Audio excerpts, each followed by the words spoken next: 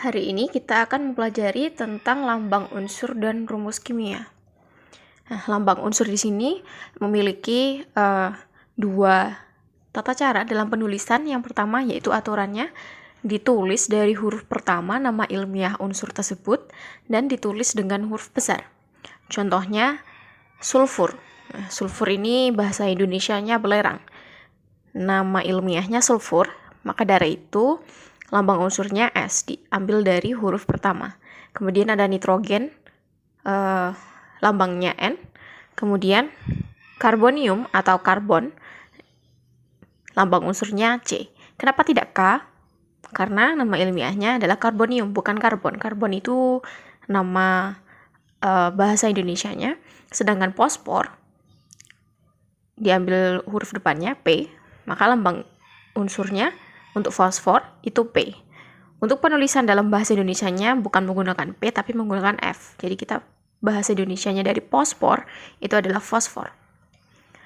Kemudian yang kedua, aturan yang kedua yaitu jika unsur tersebut mempunyai nama depan, huruf depan sama. Jadi ada dua unsur yang memiliki huruf depan sama, maka lambang unsur ditulis dengan dua huruf pertama ditulis dengan huruf besar dan huruf berikutnya ditulis dengan huruf kecil. Contohnya, natrium, neon, nikel, ketiganya memiliki huruf depan yang sama yaitu N.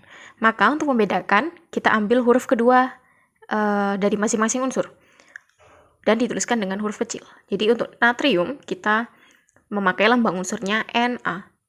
Sedangkan untuk neon kita menggunakan lambang unsurnya Ne dan nikel Ni. Kemudian ada lagi kalsium, tembaga, dan kobalt. Jadi kita pakai nama ilmiahnya, bukan nama Indonesianya. Jadi kalau di Indonesia hurufnya K, maka di lambang unsurnya kita pakai C, karena nama ilmiahnya kalsium. Jadi pakai C. Jadi lambang unsurnya adalah Ca. Untuk tembaga, yaitu cuprum, maka kita pakainya Cu. Untuk kobalt, karena kobaltum, maka kita pakainya Co. Kemudian, apa gunanya lambang unsur tadi?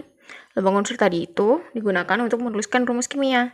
Jadi rumus kimia itu adalah gabungan dari dua unsur atau lebih yang sama atau berbeda dengan komposisi tertentu. Cara penulisannya di sini adalah NaXBY. N itu apa? N itu adalah koefisien, menyatakan jumlah molekul. Sedangkan A dan B ini adalah unsur yang menyusun senyawa tersebut. Kemudian XY itu menyatakan jumlah atom. Contohnya ada H2O.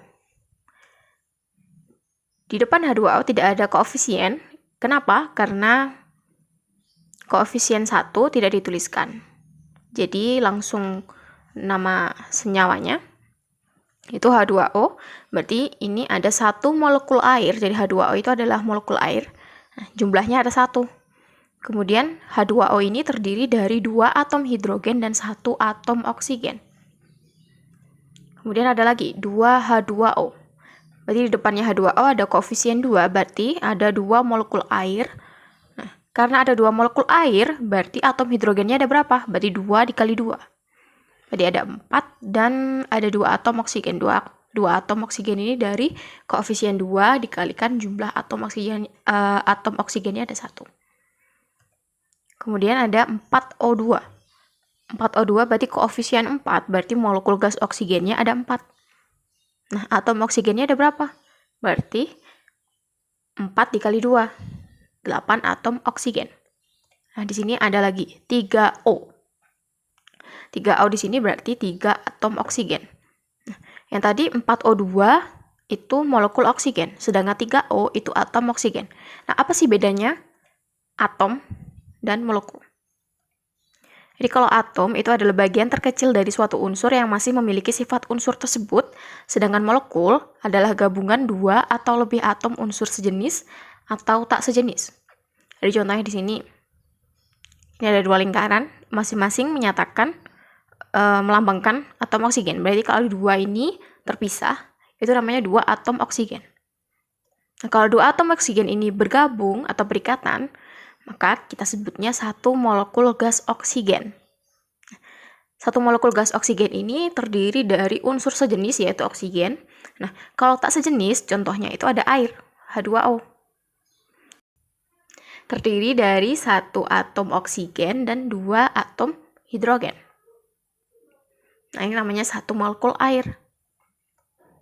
Selanjutnya molekul ini dibedakan menjadi dua. Molekul dibedakan menjadi dua, yaitu molekul unsur dan molekul senyawa. Molekul unsur ini dibagi lagi, jadi ada dua, molekul diatomik dan molekul poliatomik. Contohnya, untuk diatomik itu O2, H2, dan N2. Atau kita sebutnya gas oksigen, gas hidrogen, dan gas nitrogen. Jadi kenapa diatomik? Berarti diatomik itu dua. Berarti molekulnya terdiri dari dua atom unsur yang sama. Untuk molekul poliatomik, berarti lebih dari dua. Contohnya O3, P4, S8. O3 itu ozon, P4 itu fosfor, dan S8 itu belerang. Untuk molekul senyawa, di sini contohnya H2O, CO2, dan NH3. Jadi kalau senyawa itu unsurnya beda-beda, lebih dari satu jenis. Kemudian ada lagi, namanya ion. Ion ini adalah atom yang memiliki muatan karena menerima atau melepas elektron. Ada dua jenis yaitu ion positif. Contohnya di sini K+. Untuk ion negatif itu Br-. Jadi kalau ion positif berarti muatannya positif, kalau negatif berarti muatannya negatif. Jadi ion itu dibedakan berdasarkan muatannya. Nah, satunya plus, satunya minus. Jadi mereka bisa berikatan atau bergabung membentuk senyawa. Di sini K+, kalau berikatan dengan Br-, maka akan menjadi KBr atau kalium bromida. Berarti karena terbentuk dari ion positif dan ion negatif, maka kalium bromida ini disebut sebagai senyawa ionik. Nah, kemudian ada lagi rumus empiris. Kalau tadi rumus kimia, sekarang rumus empiris. Rumus kimia atau rumus molekul, ya.